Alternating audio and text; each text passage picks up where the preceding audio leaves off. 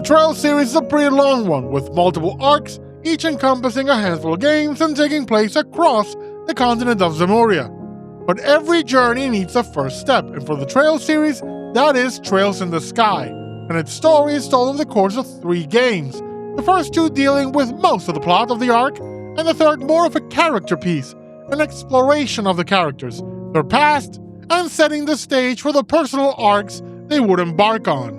But with a whole bunch of games, the latest Trails Through Daybreak 2 just releasing, you may be wondering, do I need to play all these games to enjoy the new one? Well, you'll probably need to play Daybreak 1 just because the new one is a sequel. But what about the previous arcs? Sky, Zero, Azure, Cold Steel, and Reverie. Do you need those? Once upon a time, and even in the primer video I made some time ago, I would have said no. But the knowledge of past arcs only helps in giving you a bit more context about some characters and events. But after playing through Trails Through Daybreak, the answer is now yes, absolutely. Too much has happened that continues to influence the continent and its people, and many of those events are referenced in the current arc being localized. But say you don't have a gajillion hours that it will take to run through every game in the series. Not to worry, that's what I'm here for, to summarize the previous games for you. And don't worry, I'm gonna keep it short for you. But do be aware, this is a summary, skipping over a whole lot of detail and characterization for the sake of brevity. If you'd like for me to do a much deeper dive into the story and the events, let me know in the comments and I shall take that bracer request for you. So let's start from the beginning, shall we? With the story of Estelle and Joshua Bright and the events of Liberl. Sit back and let me tell you everything you need to know about Trails in the Sky first chapter. To make it easier for you to navigate across the story and this video, I'm gonna break it down into chapters, as many as there are in the game itself.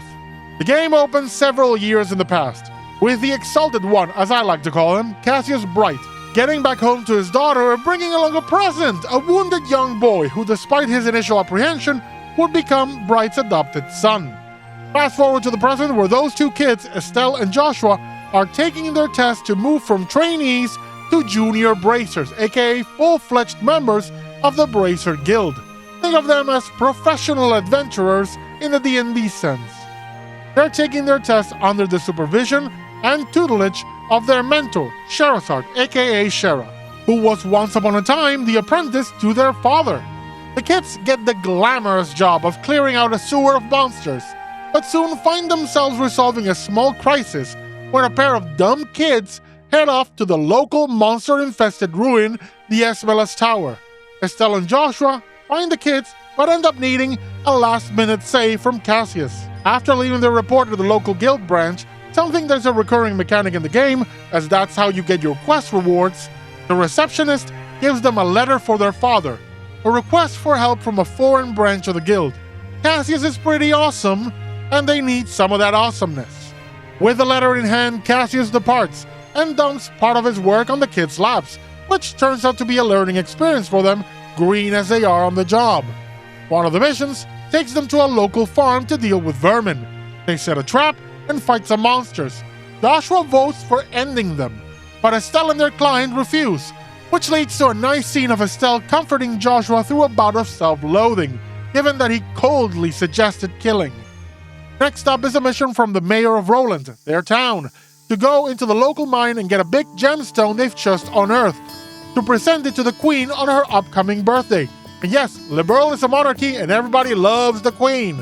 Of course, it becomes an adventure because monsters are attracted to big chunks of septium, the name given to the big crystals. There are 7 colors of them, hence the sept in the name, and the shavings of the gems, which can't be used for jewelry, are called sepith and are considered kinda worthless, except they're the basis for the quartz that power the orbments, the core technological advancement in the current age of Zemuria, with the Orbal Revolution, kinda like our Industrial Revolution, happening about 50 years prior to the start of the games. Estelle and Joshua retrieve the crystal and bring it to the mayor, who's entertaining a guest from the famous Janice Royal Academy, a student doing a little research for a paper. She's there when the 2 new bracers bring the gem and the mayor puts it in the safe. Next mission is to escort 2 reporters to the monster-infested tower where the 2 kids were nearly killed. One of the reporters is the gruff, chain-smoking type Niall, and the other the ditzy airhead photographer Dorothy. Joining them part ways an archaeologist called Dr. Alba, and Joshua seems to have a strange reaction to him. Make a note of this, it's important.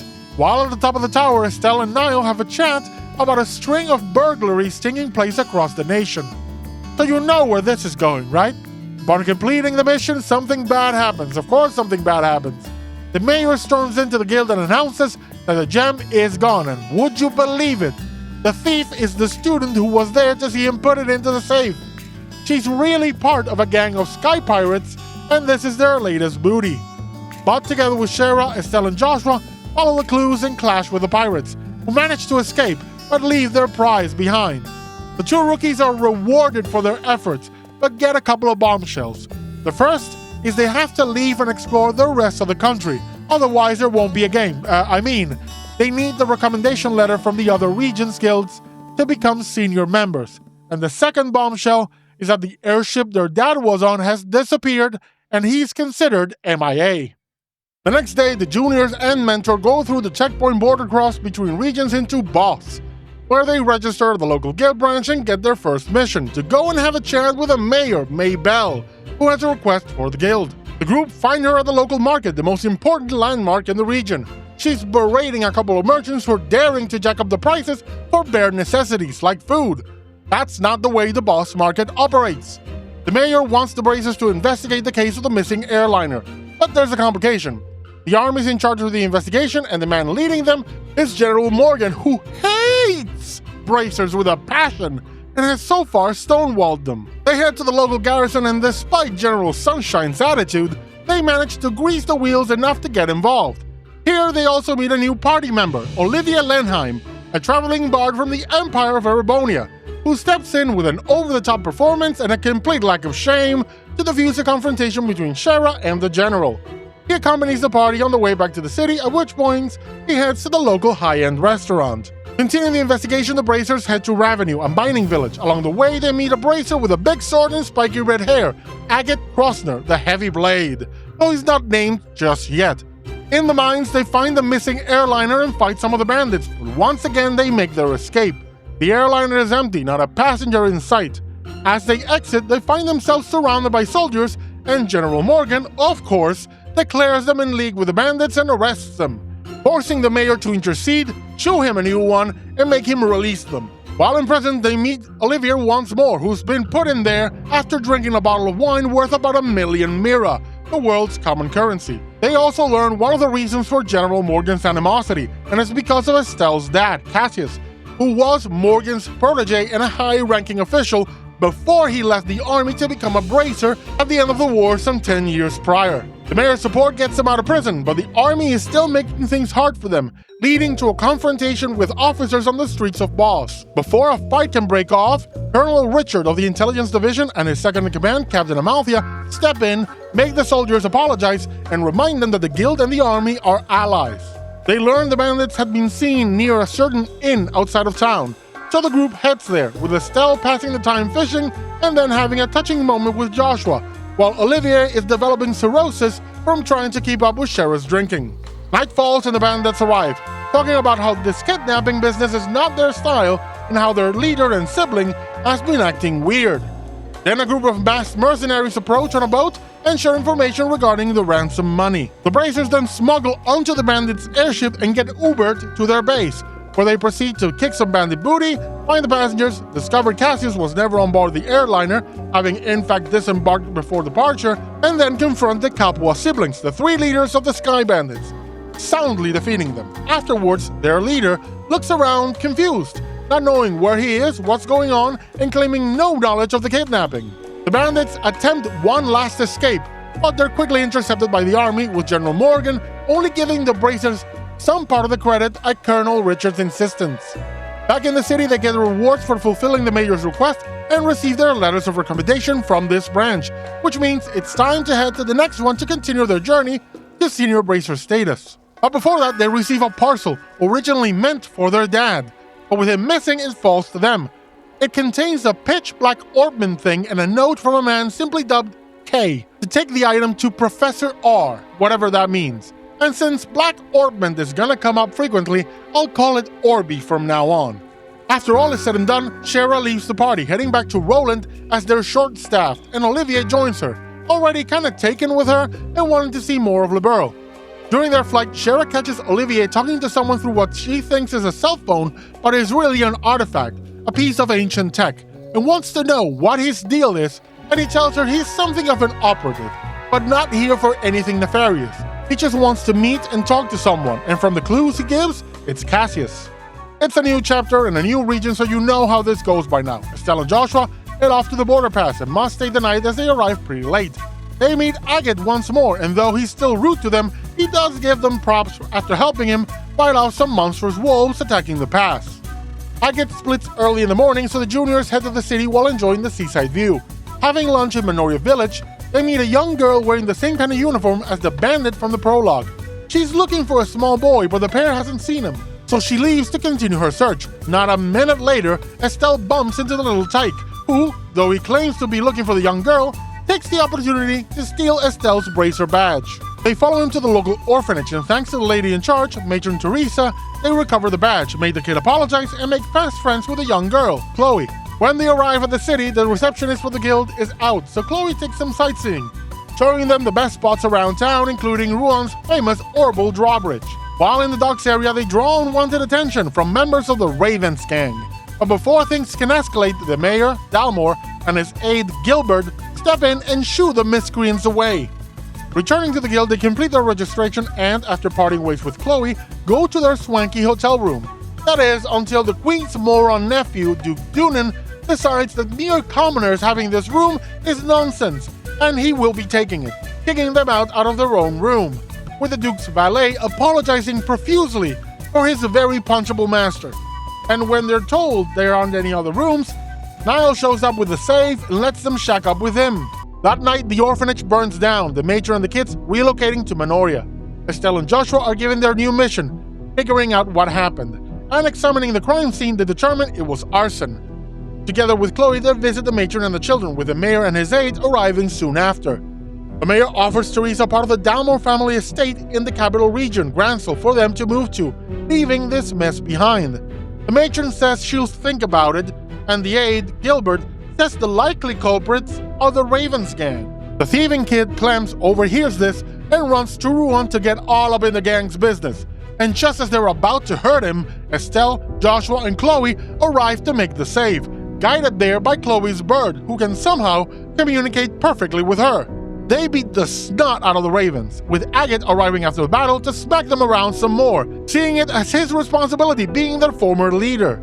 The matron is with him and she takes Clem back with her. The juniors report recent events at the guild, only for Agate to arrive, say they're too close to the case, take over, and kick them off the investigation. With nothing else to do, Chloe makes a request of the guild to have Estelle and Joshua join her at Jenny's Royal Academy to help out with the play they're putting on for the upcoming festival. And yes, that means Chapter 2 is both the beach episode and the school festival episode, 2 for 1. At the academy, they introduce themselves to the dean and to Chloe's classmates and get to work on their roles for the play, with Chloe and Estelle playing rival knights and Joshua the princess of the tale, with everybody shocked at how well he pulls it off, despite his obvious discomfort. The next few days are filled with festival and play prep. Day of the festival arrives and it's all fun, games, and meeting some familiar faces, like Professor Alba, Captain Amalthea, and even Matron Teresa and the kids. While Joshua takes the kids around the festival, the matron confides in Estelle and Chloe that she will be taking the mayor's offer. When Joshua doesn't return, Chloe and Estelle look for him and find him in the monster-infested, kinda haunted old-school building, brooding about losing track of someone with silver hair that was very familiar to him. Then it's showtime and they kill it. Backstage, they're joined by the matron, who congratulates them on a great piece of theater. The dean joins them soon after, and together with his students, present the collection of the festival charity drive, 1 million Mira, to the matron, so she won't have to move and can rebuild.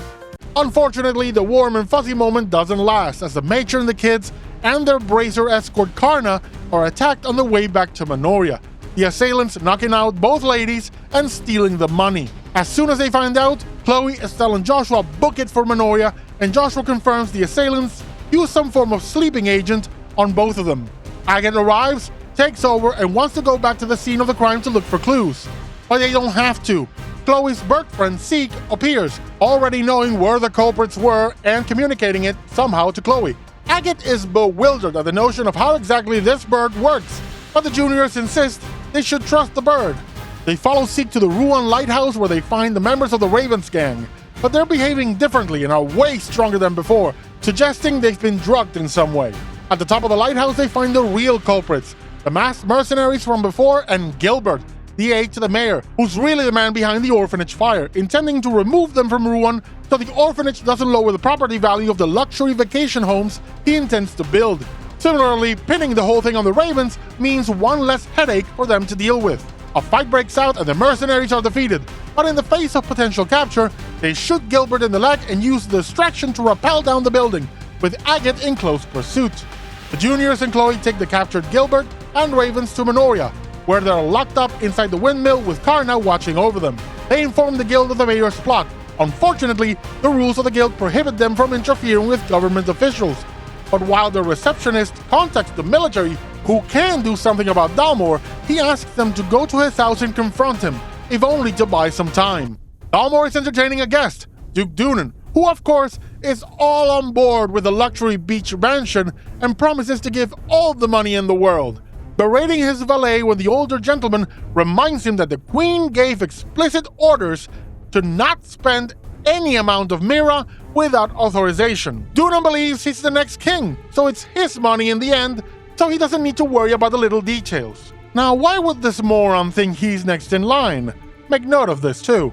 When the Bracers and Chloe arrive and mention finishing their investigation, Dalmor suggests moving the conversation to another room, but Dunan wants the gossip, so he tells them to say it right there, which they do, explaining the entire plot and going full Jacques Hughes on the man, with Niall joining in with some extra dirt he found on his own, which prompts the mayor to have a Scooby-Doo villain tantrum. If only it weren't for these meddling Bracers! The mayor opens a secret door in the wall and two monstrous wolves come out, while the Bracers make short work of the pooches, much to the mayor's horror.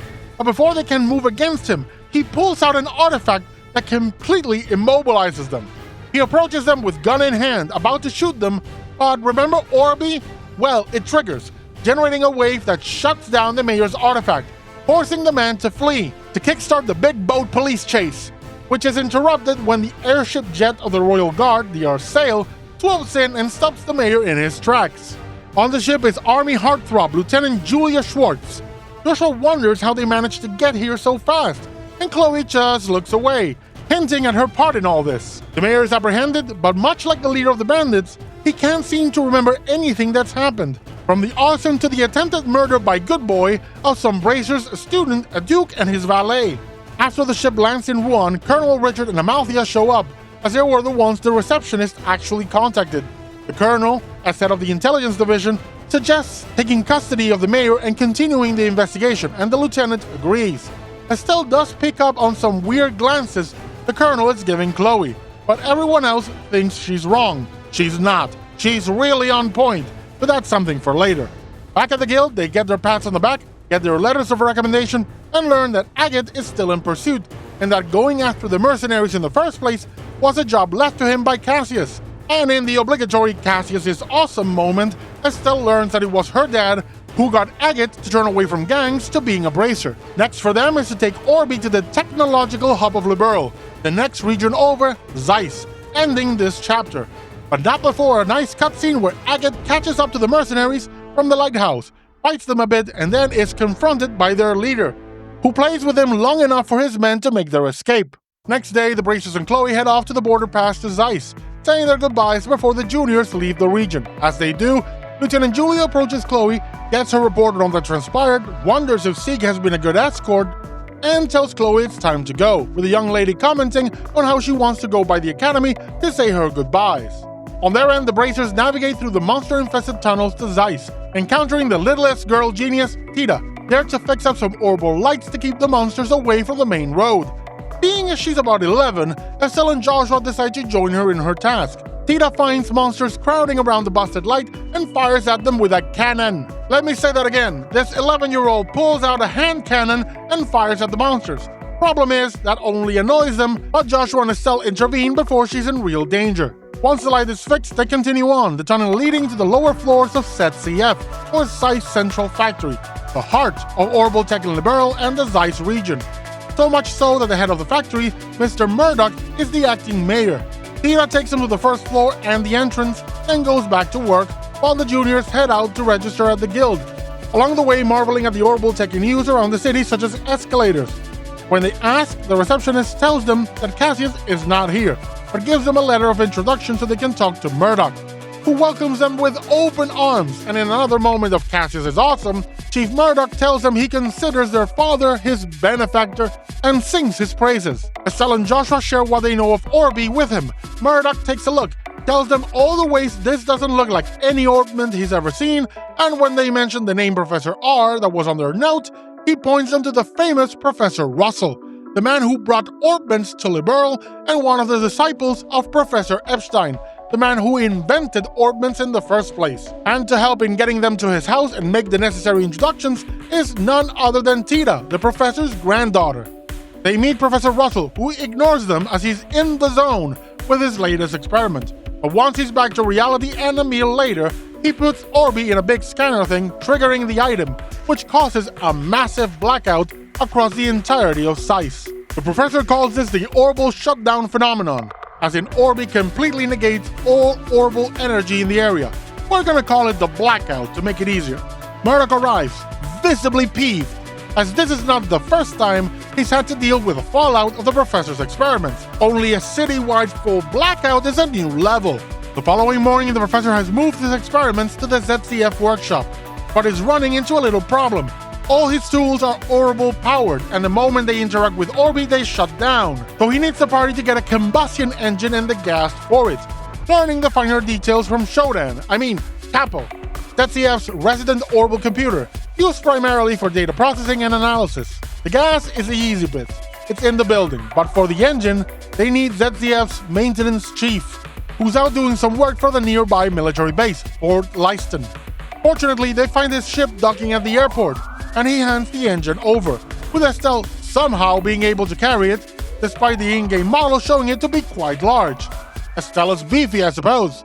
With the professor's bandsaw now powered with the engine, they manage to make the tiniest scratch on Orby, proving it's made of some incredibly hard material. Then Murdoch arrives to tell Russell about a maintenance job he's been requested for. The pump at the nearby Hot Springs Resort Village is broken, and since he built the thing, it was up to him to go fix it. But Tita, knowing how it works, offers to go in his stead, with the junior bracers escorting her.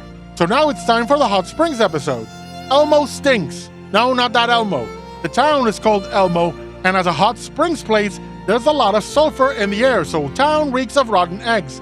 Only not as bad as usual, according to Tita, since, well, the water is not flowing as well with the pump broken. While Tita works on that, the innkeeper sends the bracers after a missing guest, who went out into the monster-infested fields for some sightseeing.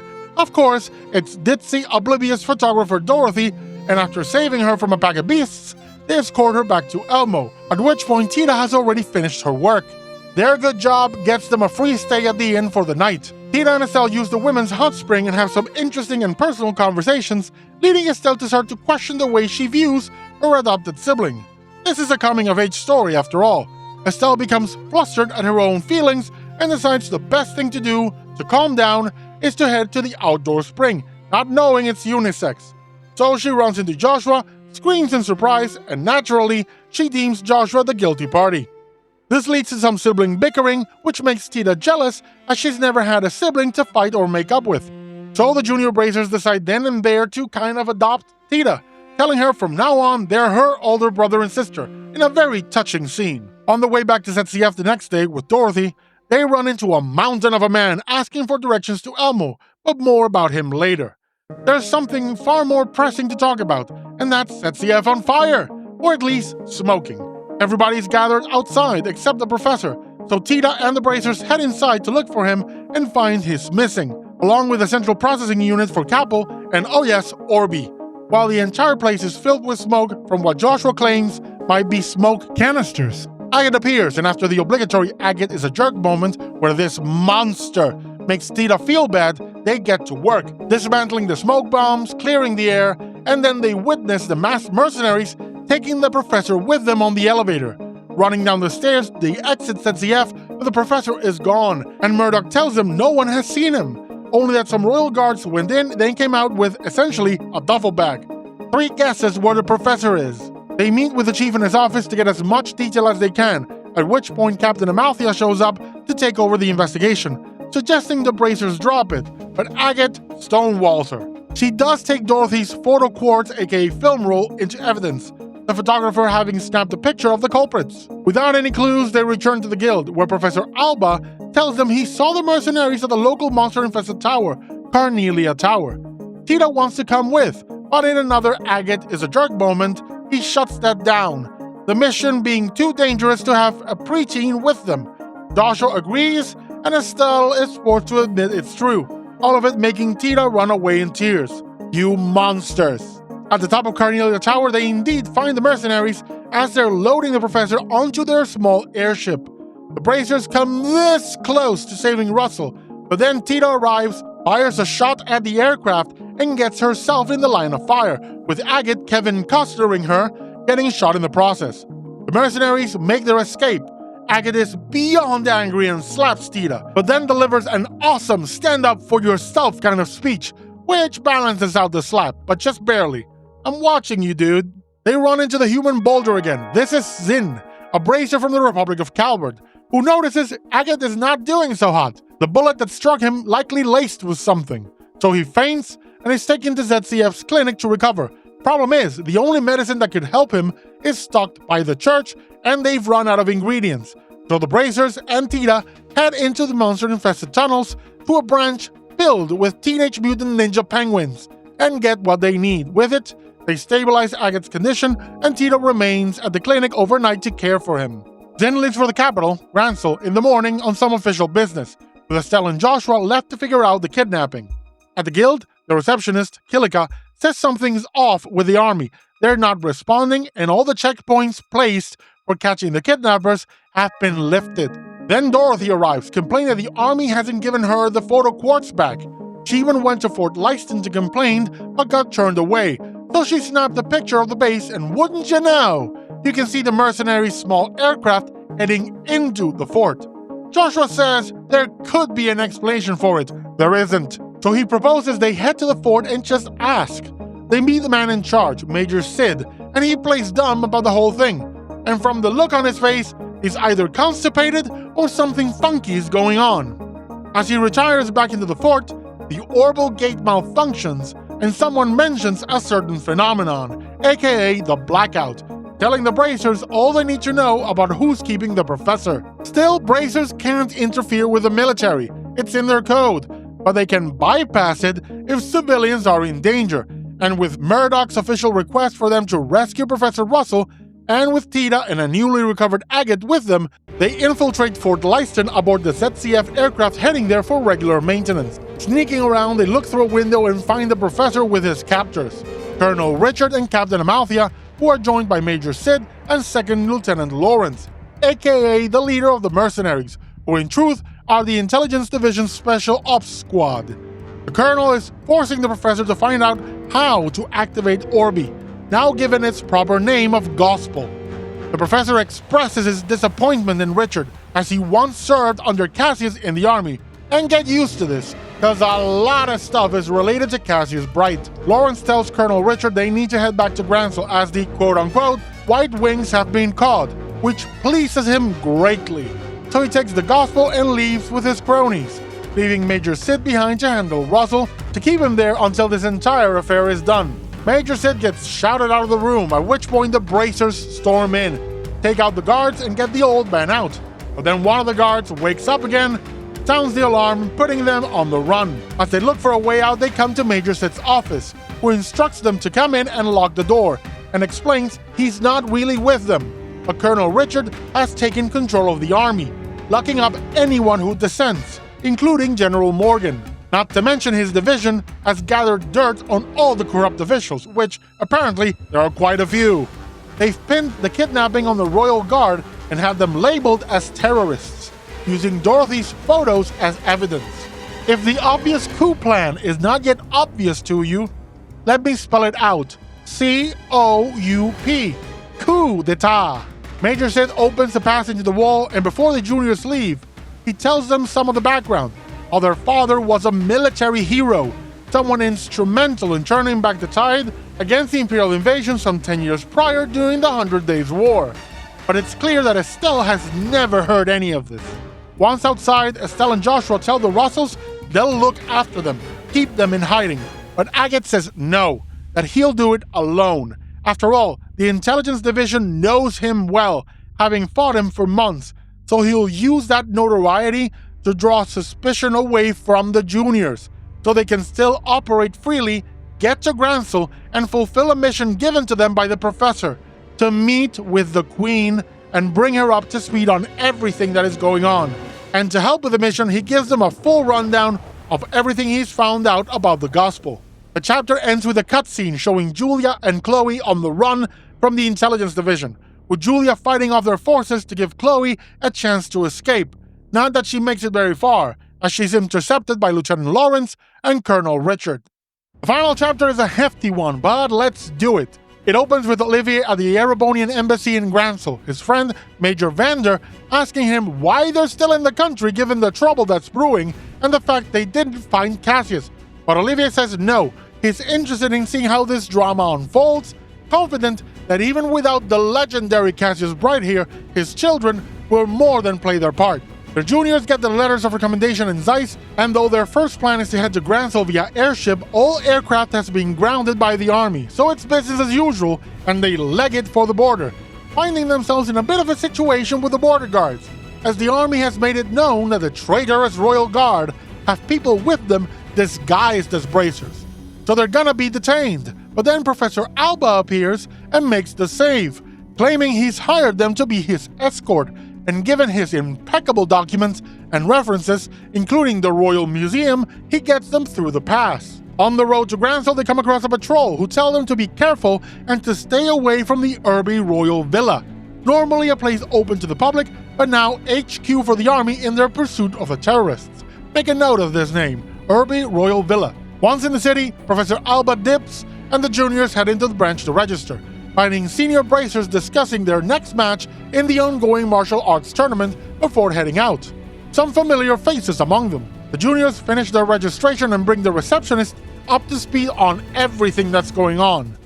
He tells Estelle and Joshua that normally a simple letter from the guild would be enough for an audience with the Queen, but now everything is in lockdown. Still, without any other avenue of investigation, Estelle and Joshua decide to go to the palace, see what info they can get from the guards. They play it dumb, saying they've always wanted to meet the Queen and tour the palace. So the guards tell them that for now that's impossible, but once the Royal Guard is captured, tours should resume, and that they'll be able to see the Queen when she gives her speech on her birthday. But with that said, it may not happen as the Queen is apparently very ill, and all her responsibilities are being carried out by, well, her moron nephew, who not even the guards like, and who's very much a puppet ruler, placed there by Colonel Richard. And speak of the devil, here he comes full of pomp and arrogance and followed by the ever-faithful valet Philip. The Bracers follow him to the tournament grounds and watch some of the matches for that day. First up is the Bracer team, which I'll call Team Karna, facing off against some soldiers with a win for the Bracers. Then the second match is Zin on his own versus the Ravens, and it's a WWE squash match. Duke Dunan, having a blast, adds a new reward for the tournament, a free all-expenses-paid dinner at the Palace for the winning team, which provides the perfect way for the juniors to get into the Palace, with Zin conveniently needing 3 more members to fill out his team. Estelle and Joshua join him, and Olivier invites himself into the proceedings, forming what I call Team Protagonist Power. The second day of the tournament kicks off, and it's more or less a repeat of the previous day. Team Karna versus Army Bracers win, and Team Protagonist Power versus Ravens for a tag team squash match. But now there are 2 other matches. First, Team Kapwa versus another set of army guys. Yes, the Sky Bandits, released and sponsored by the Duke to fight in the tournament for a reduced sentence. It's basically named characters versus essentially red shirts, so Kapwa win. Last fight of the day is Team Lawrence, Intelligence Division Spec Ops versus more army guys. I think you can guess who wins. So ends day 2, and that night they meet with Niall to exchange info and get the reporter to use his sources to dig into the locations of General Morgan, the army's movements, and what's happened to the Royal Guard, plus any dirt he can get on the Colonel and his cronies, needing as much info as they can in case they have to face them. Day 3 kicks off with a training montage, or a quest, in the Grancel sewers before the matches. First up, Team Karna versus Protagonist Power, with the main characters winning, of course. Then it's Team Lawrence versus Team Capua. Lawrence wins, flawless victory. So the finals for the next day will be Team Lawrence versus Protagonist Power. But first, that night they meet with Niall again and read up on their enemies, finding out that Colonel Richard has been looking for suitors for Princess Claudia, the Queen's granddaughter, to marry her off to another nation, likely to get her out of the competition for succession, as her claim is about as good as that of Duke Moron. Back at their hotel room, they receive a letter asking them to go to the cathedral, and with a curfew in place, it's time for a nighttime stealth section. At the church, they meet Lieutenant Julia Schwartz disguised as a nun, and they catch up, and upon learning they have to talk to the Queen, Julia gives them a letter for the head maid, Hilda, so she'll provide as much help as needed for the bracers. The meeting ends with another Cassius's awesome moment, as Julia tells them he was one of her sword masters, he himself a divine blade, the highest rank for a particular sword style used across the Trail series. Though upon leaving the army, he stopped using swords and picked up the staff, the same weapon he trained Estelle to use. After this meeting, the kids have a tender moment, with Joshua promising that once this is all done, he'll finally tell Estelle about his mysterious past, and Estelle promising to also tell him something, and becomes visibly flustered thinking about it all. Now it's time for the finals, Team Lawrence versus Protagonist Power. And a tough fight afterwards, we have new champions, who will head into the palace for a nice dinner and some missions. In the locker room, Lawrence speaks to Colonel Richard and Amalthea, and their leader tells them it's not an issue that the Bracers won. After all, their plans have advanced enough that the young Bracers can't do anything to derail them. Hubris! At the palace, they meet a bunch of familiar faces, including the mayors of most of the cities and the dean of the academy. When they speak to Hilda, she promises to help them meet the Queen, but she'll need a bit of time to prepare things. So in the meantime, they head off to dinner, where Colonel Richard and his puppet Doonan say the Queen is ill and has decided to abdicate and leave everything to Doonan, making him the new king. This comes as a shock, as everyone knows Doonan is a moron, but the Colonel spins a good enough yarn to keep control of the situation for now. The juniors join Mr. Villain, Colonel Richard, for a little nightcap after dinner, where they learn about his past with Cassius and see a completely different side to the man, warm and gentle. Because, this is a well-written game and characters are complex. When they meet the Queen, she says Richard likely wants the Gospel to use it on some mysterious artifact underground, deep below Grancel. And of course, there's an obligatory Cassius's awesome moment, as the Queen describes Cassius' role in the war and why he left. His wife died while he was fighting and he couldn't be there in her last moments. And now he had a kid to take care of.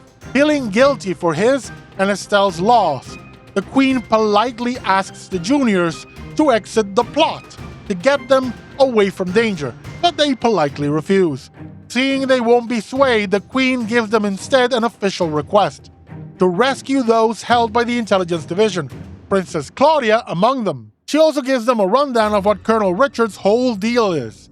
After the last war and after Cassius left, Richard proposed many initiatives to make the country more militaristic and aggressive, to prevent war through intimidation. But the Queen refused, preferring to keep the peace through treaties, trade, and good relations. And when she chose the princess as the heir, someone who shares her values, Colonel Richard was not on board. So his plan is to remove the Queen and install Doonan so he can rule from the shadows and make Liberl a military power in the continent to protect the nation from possible war. On the way back, in the maid disguises they used to enter the Queen's chambers, they're stopped by a drunk Duke Doonan who very much wants to get Estelle into his room overnight to serve her future king, but Philip and Hilda make the save. This scene letting you know once more that Doonan is awful. And because one uncomfortable moment is not enough, once they're out of disguise, they get ambushed by Captain Amalthea, who wants to know why they were going in and out of the maid quarters, suspicious of their movement. But Zin arrives, plays the drunkard and says he sent the juniors out to get some snacks for him, diffusing the situation. He even hits on Amalthea for good measure. Back in their room, they tell Zin everything, and he in turn shows them the letter that Cassius sent him to come to Liberl to help out and possibly bail out his children if the need arises. Because again, Cassius is awesome. Later that evening, we see Colonel Richard, Lawrence, and more Spec Ops mooks down in the ruins under Grancel, with the intent of heading to the bottom floor and disposing of the robot bird guards along the way. The next morning in the guild, there is another Cassius' awesome moment where they explain to Estelle that Cassius is not just an A-rank bracer, but also holds the unofficial S rank, one that only 4 people in the continent have. Then they're sent out to gather all the senior bracers and Sister Julia so they can make a rescue plan.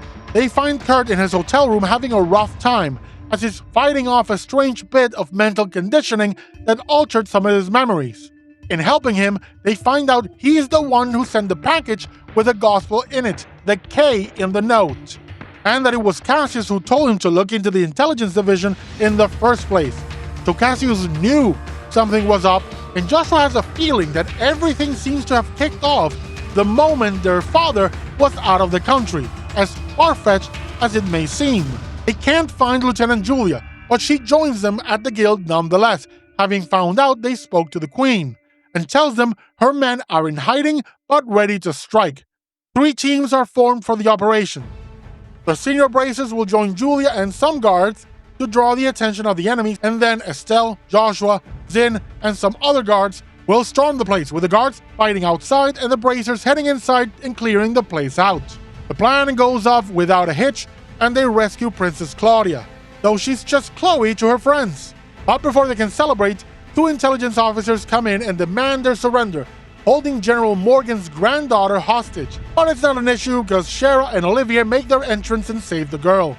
They chat, they laugh, and they're soon joined by Zeke and Julia before they retire and discuss events and accept yet another Royal Bracer mission to help Chloe retake the palace and save the Queen. The plan is to send Joshua into the castle through the sewer network to open the palace gates so the other bracers and royal guards can make a frontal assault, with the goal of drawing away enemy forces so that the third group, Estelle, Shara, and Chloe, can get to and extract the Queen using that small intelligence division aircraft they first saw in Zeiss, which they obtained during the previous night's operation.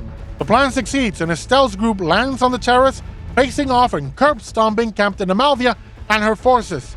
Then, once inside the Queen's chamber, Duke Dunan decides to open his mouth and be extremely sexist, which gets the ladies angry, his bodyguards bodied, and the man so terrified he runs into the scenery, knocking himself out. But then Philip arrives and yet again begs for leniency for his master, and at this point, I don't feel bad about the old man anymore. Lawrence is keeping watch over the Queen, and so begins an unwinnable fight for 95% of the players. But he's not there to hurt them, merely delay them so Colonel Richard's plan can move along smoothly. Once he defeats them, he jumps off the edge of the building and vanishes. He also removes his mask, showing he has silver hair. And remember that bit of Joshua pursuing someone like that while at the academy? Same guy. The Queen tells him she's figured out what Richard wants, and it's one of the legendary godlike artifacts, the Septarians. He wants the Shining Ring, the Aureole, supposedly capable of controlling nature. She takes them to the treasury, an empty room with a broken elevator leading to the ruins below Grancel. Fortunately, Professor Russell, Tita, and Agate join them, having arrived just moments before to the city, intending to hide in plain sight and learning of the rescue operation. Introductions are made, and so begins the first in a wonderful tradition in the Trail series, the final dungeon, where you gather all the party members you've collected like Pokemon and head into a badass dungeon crawl full of dangerous enemies, awesome items, and multiple bosses, including, of course, the final one.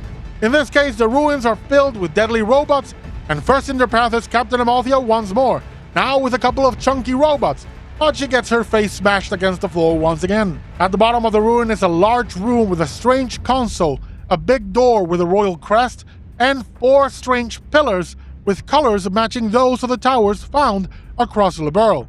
There they find Colonel Richard. He tries to explain to them how the country is weak and they need the absolute power of the Aureole to keep it safe from potential enemies, as a deterrent, as a threat, especially without Cassius leading their forces.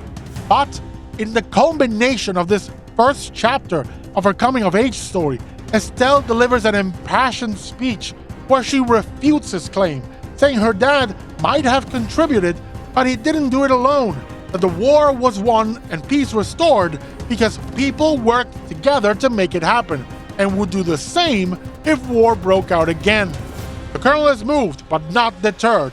But then Joshua interjects and asks him how he found out about the aureole, about the gospel, as these were long-forgotten secrets without any documents about them.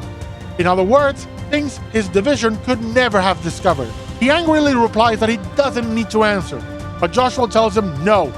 The truth is, you can't answer, because the knowledge was implanted in him, making him another mind-controlled, memory-altered pawn in someone else's game. This kicks off the fight and the colonel is soundly defeated. But in the background, the gospel activates and a machine voice is heard confirming the deactivation of the barrier on the aureole's seal and the activation of the device towers, at which point the 4 pillars sink into the ground. They ask the colonel what's going on, but he can't answer. He simply doesn't know. He wasn't given this knowledge. The voice then warns everyone that the ring's guardian has been unsealed and that they should book it out now. But then the door with the royal crest opens and a giant mech steps out, the real final boss of Trails in the Sky first chapter. And it's an intense two-phase fight that even includes a mech transformation. But the heroes come out on top, though they're exhausted. Richard says this was the artifact's guardian, sent here to prevent the aureole from being sealed, but failing and becoming dormant once the seal kicked in. The reverie is cut short as the guardian starts up again, intending to end the party. But Colonel Richard steps in, drawing its attention to give the party a window to escape, but he doesn't have plot armor, so his sword breaks upon the mech's body and he ends up literally in the Guardian's grasp. It looks grim for him, but proving once again that he is awesome, Cassius jumps into the fray and severs the mech's arm using a staff, which is a blunt weapon, by the way. This attack weakens the boss, and the final phase is a victory lap, where the Guardian takes massive damage. When it's over, Cassius tells them he freed General Morgan and Major Sid on the way here, and they're mopping up and cleaning house. Richard is awed at Cassius, but the Bracer decks him and tells him it's about damn time he grows out of his delusions, that he's not a hero, and he didn't do it alone, echoing Estelle's words from before. He says he's just a guy, one who left everything behind as if running from reality after failing to protect those he loved. But he declares he's not running anymore and tells Richard he needs to do the same, to think long and hard on how he can atone for his actions. A week passes, and it's the Queen's 60th birthday. The juniors graduate to senior bracers, and Cassius quits the guild, rejoining the army to help with the fallout from the coup. The brides then take a walk around Grancel, catching up, father and children parting ways in front of the palace, with our heroes heading off to have some fun around town. After a little while, they sit down for a chat and Estelle gets flustered and walks off to get some ice cream for them, at which point Professor Alba approaches Joshua, but the young man is onto him, saying he always felt off around the man, and he was always there when it was convenient, and the people around them kept having their memories meddled with. So Alba gives Joshua an evil grin, and in a genius move by the developers, his portrait changes. He's not Alba, he's Weissman, the faceless, Anguis of the secret society Ouroboros, and the man responsible for making Joshua who he is. With a snap of his fingers, he restores Joshua's real memories and uses his real name, Joshua Astray or Astray, Ouroboros Enforcer number 13, the Black Fang. Joshua thinks the man's here to kill him, but no, Weissman is here to release him from his obligations to the society as payment for his great service for the past 5 years. You see, it's not just the villains that have been manipulated, no! Weissman's been playing the long game. He planted Joshua in Cassius' home, playing on the man's nobility, and since then, Joshua's been feeding them information on every one of Cassius and the Bracer's moves. Not that Joshua remembers any of it. Weissman also confirms Joshua's feelings, Cassius was indeed the greatest obstacle to their plan of unsealing the aureole, so they waited until he was out of the country to put things in motion. Wiseman leaves a distraught Joshua there, who tries his best to hide his feelings from Estelle, but she knows him too well and is certain something's off. That night they talk in the palace's terrace garden, and Joshua finally tells her about his past. He was once a happy kid, until something happened and it broke him, and he stopped smiling, talking, or even eating. Then a magician appeared, Wiseman, and offered to mend the kid's heart, his soul, but instead remade him into a stone-cold killer and put him to work killing dozens over the years, earning the title the Black Fang. Then one day the magician gave him the order of taking out a certain bracer, Cassius, but he was no match for the man. Seeing he had failed, the magician's cronies opened fire on both of them to tie up loose ends, but Cassius protected the kid and took him home, which leads to the start of our story. He says his life with Estelle has been a dream, but now he has to wake up and leave, to go find and stop the magician. But Estelle's not having any of it. She's not about to let him walk away and go off on his own, and tells him she loves him. He approaches and kisses her and slips her a sedative. He tells her she's as bright as the sun for him, but he has to go. Full of self-loathing, he's certain that if they stayed together, she would only come to realize how disgusting his true nature really is. He tells her he loves her too, and as everything goes dark, he says goodbye. And so ends Trails in the Sky first chapter, with a heartbreaking cliffhanger that would have a tremendous impact on our young heroine, Estelle. How would she cope, and where would the road take her? Find out in the next game, Trails in the Sky second chapter, and learn the truth about the Shining Ring, the Aureole, and the Society Ouroboros.